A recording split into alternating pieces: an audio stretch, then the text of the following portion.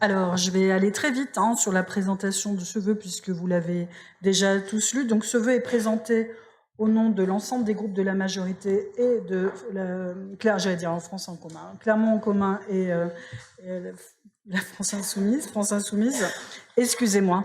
Donc, simplement pour dire notre opposition à la réforme des retraites et à l'ouverture le fait que nous soyons favorables à l'ouverture de discussions avec les partenaires sociaux et le Parlement.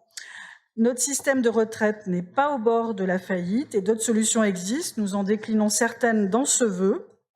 Si je prends l'exemple, par exemple, sur l'égalité salariale entre les femmes et les hommes, cela rapporterait environ 6 milliards d'euros et d'autres solutions sont expliquées. Il n'y a aucune urgence à légiférer. La réforme est vécue comme brutale et injuste. Nous l'avons vu, beaucoup de gens manifestent, des millions de gens dans la rue manifestent. 37 000, je crois, près de 40 000 à Clermont-Ferrand le 7 mars, et le gouvernement reste sourd à l'ensemble de ces revendications.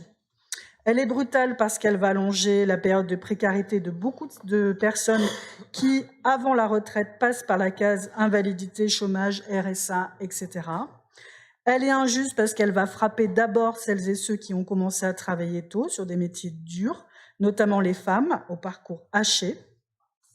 Et donc, si certains s'interrogent sur le fait que des élus locaux prennent position sur le sujet, l'implication des élus locaux est assez inédite par rapport à cette réforme, parce que nous sommes des employeurs, et nous l'expliquons dans le vœu, nous avons des agents sous notre responsabilité, et ceux qui parlent aujourd'hui de pénibilité au travail ou d'absentéisme, eh bien, il faudrait quand même qu'ils s'interrogent sur le fait de prolonger encore de 2 ans le départ à la retraite de ces agents territoriaux qui sont nombreux et nombreuses à correspondre aux profils qui vont être les plus affectés par la réforme.